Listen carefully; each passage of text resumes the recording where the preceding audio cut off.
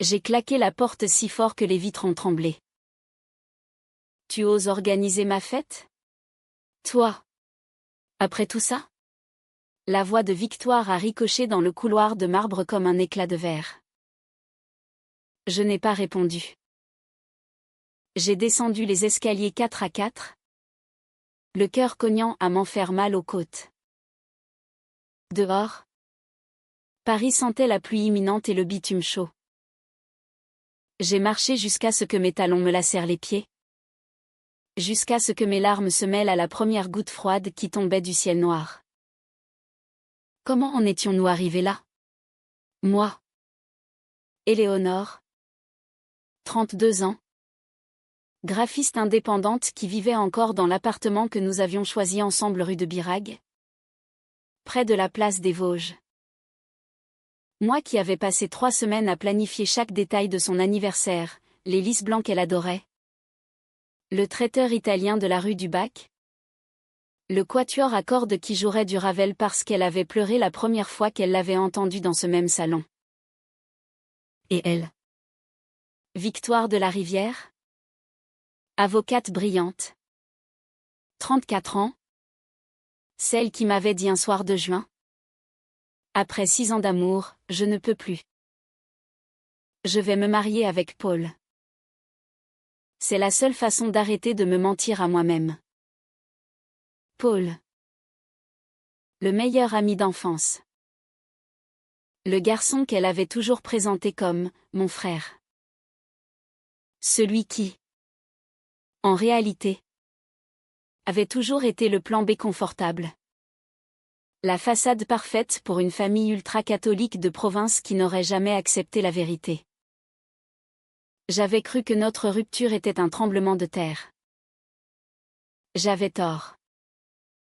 C'était une érosion lente, cruelle, qui avait commencé des mois plus tôt, quand elle avait cessé de me toucher. Quand c'est « je t'aime » sonnait comme des excuses. Quand elle rentrait tard en sentant son parfum à lui. Et pourtant j'avais organisé cette fête. Pas par masochisme. Pas par amour résiduel idiot. Par rage. Par orgueil blessé. Par besoin viscéral de prouver que je valais plus que la honte qu'elle avait essayé de me faire porter. Le jour J arriva comme une sentence. La salle de réception donnait sur la Seine. Lumière tamisée. Nappes ivoires. 120 invités triés sur le volet les siens. Pas les miens. J'étais là en tant que simple organisatrice. Comme l'avait murmuré une cousine assise en me tendant son manteau, la planificatrice lesbienne. C'est pratique. Non. J'avais souri. Un sourire qui devait ressembler à une lame. À l'intérieur, je hurlais. Victoire est entrée au bras de Paul. Robe vert émeraude. Cheveux relevés. Diamant aux oreilles, cadeau de fiançailles qu'elle avait accepté 2 semaines après notre séparation. La salle a applaudi. Moi. Je me tenais près du bar. Un verre de champagne que je n'ai pas bu. Observant la scène comme on regarde un accident de voiture au ralenti. Elle m'a vu. Nos regards se sont croisés une seconde de trop. J'ai senti son masque vaciller. Une fraction de seconde. Puis elle a souri à Paul. A posé sa main sur son bras. A ri à une plaisanterie qu'il n'avait même pas faite. C'est à cet instant que j'ai compris, je n'allais pas survivre à cette soirée sans me détruire. Ou sans la détruire elle. Le dîner s'est déroulé dans un brouillard. Discours du père de Victoire. Homme austère qui m'avait toujours regardé comme une anomalie. Toast de Paul. Maladroit. Sincère malgré lui. Puis le moment du gâteau. 5 étages. Crème au citron. Décoration de lis sans sucre. J'avais choisi moi-même le message inscrit en chocolat noir. À Victoire. Que cette nouvelle année t'apporte la vérité que tu mérites. Simple. Cru. Sans appel. Quand le serveur a apporté le gâteau, un silence étrange s'est abattu. Victoire a lu. Son sourire s'est figé. Paul a froncé les sourcils. La cousine acide a murmuré, « Qu'est-ce que c'est que ça ?» Et moi? Depuis le fond de la salle, j'ai senti monter une vague de satisfaction amère. J'avais planté le couteau. Maintenant, il fallait tourner. Elle a posé le couteau à gâteau. Ses mains tremblaient.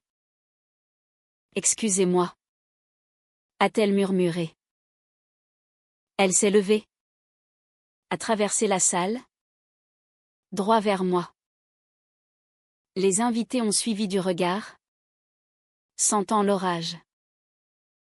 Elle s'est arrêtée à 1 mètre. Dehors. Maintenant. Dehors. Il pleuvait des cordes. Nous nous sommes retrouvés sous l'auvent étroit de l'entrée de service. L'eau ruisselait sur le trottoir. Sur mes chaussures. Sur sa robe qui collait déjà à sa peau. Pourquoi? Sa voix était rauque. Pourquoi tu fais ça? J'ai ri. Un rire sans joie. Parce que tu m'as effacé. Victoire. Tu m'as rangé dans la catégorie des erreurs de jeunesse. Tu as laissé ta famille. Tes amis. Tout le monde. Prétendre que je n'avais jamais existé. Alors ce soir, je te rends la monnaie de ta pièce. Je te rends visible. Elle a secoué la tête, les larmes se mêlant à la pluie. Tu crois que je n'ai pas souffert? Que je ne souffre pas encore? Je m'en fous de ta souffrance, ai-je crié. Plus fort que je ne voulais. Ta souffrance est confortable. La mienne est une humiliation publique depuis 6 mois. On me regarde dans les cafés du Marais. On chuchote, c'est elle. L'ex de Victoire de la Rivière. Je suis devenue une anecdote mondaine. Elle a avancé d'un pas. Je t'aime encore. Ces mots ont explosé en moi comme une grenade. J'ai reculé.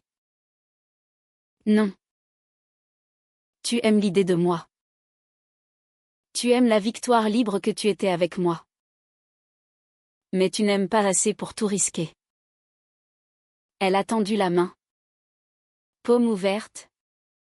Suppliante. Reste. Parle-moi. Laisse-moi t'expliquer. J'ai regardé cette main. Cette main qui m'avait caressé le dos pendant des nuits entières. Cette main qui avait signé les papiers de notre rupture sans un tremblement. J'ai eu envie de la prendre. J'ai eu envie de la gifler. Au lieu de ça, je me suis contentée de murmurer. Joyeux anniversaire. Victoire. Et je suis partie sous la pluie. Sans parapluie. Sans manteau. Laissant derrière moi la femme que j'avais le plus aimée au monde.